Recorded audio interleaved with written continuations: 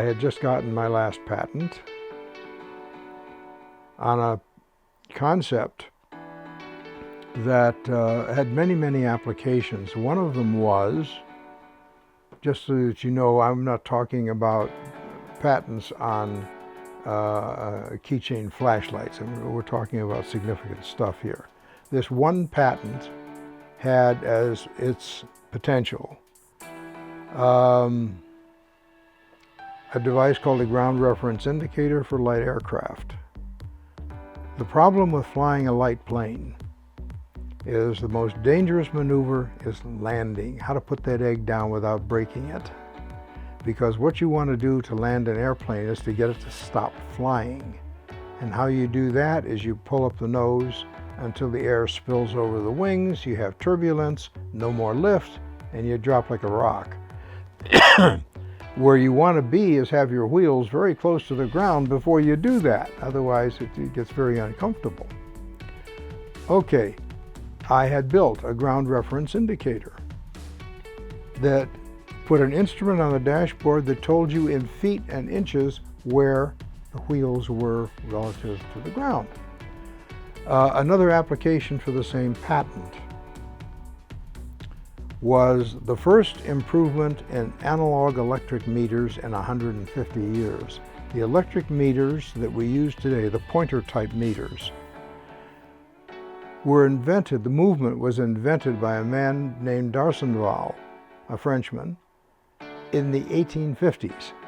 And we still use that same mechanism today. The only problem is that it's wonderful as a general indicator, but it's terrible as a precision instrument, because it only gives you a very close approximation. You suffer from hunt, where you put power on the meter and the pointer goes like so.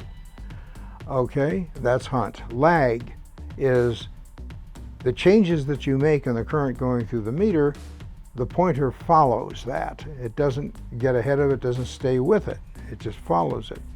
So as you change, it finds you again.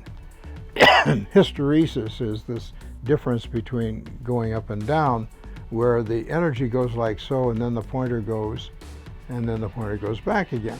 That's hysteresis. Anyway, all of these things didn't exist in my new approach to an analog meter, because what that meter did was to display on a screen the reading every 30th of a second.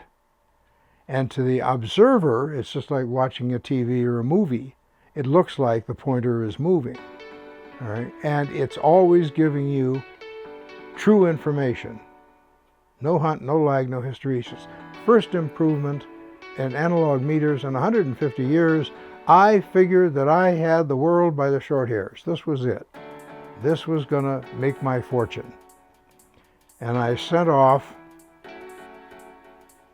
a letter to all of the major manufacturers of meters in the country. There was Triplet and Feostron and GE, and whoever made meters, they got a letter from me. Half of them never even answered my letter. The other half came back with this little memo. Sign this and we'll be happy to take a look at your invention. Well, what this was a release. In case one of their employees should steal the thing, we have nothing to do with this, okay? In other words, sign over your rights and we'll be happy to look at it.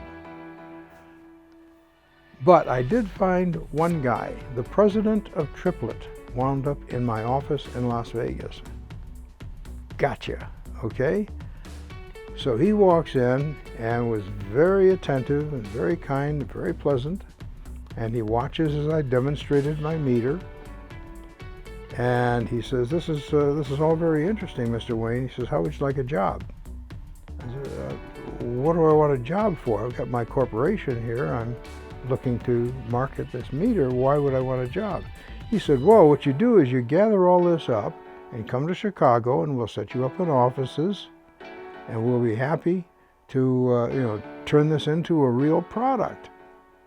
And I saw it coming. Especially when he said, of course you'll bring your patent with you, won't you? And it was going to be the same damn thing all over again. all right? Once the meter was developed, don't let the door kick you in the ass on the way out. I suddenly realized there was a simple, fundamental problem that in all of my inventive life I had never realized. And that is, in the United States, it is not a crime to infringe on a patent. We're the only country in the world, the only industrialized country in the world where that's the case. In Britain, you invent a gizmo for an automobile, something the automobile industry has been waiting for years. And somebody comes along and says, well, let's say British Leyland, and says, hey, this is great, and they start manufacturing their cars with this product in it. You do not go to a solicitor or a barrister and say, hey, go sick 'em. You go to the nearest corner friendly neighborhood constabulary and swear out a criminal complaint for patent infringement. And the officers of British Leyland would find themselves in court answering a criminal proceeding. And it's that way all over the industrialized world, but not in the United States. Here, you're an inventor. You have the right to defend yourself for the next 17 years. That's what it says on your patent. Against GE, Borg Warner, Westinghouse, etc. Okay? And of course, anybody who goes into a civil court, as with anyone who goes into a poker game, with the most money is virtually guaranteed to win. That was the end of my inventing days.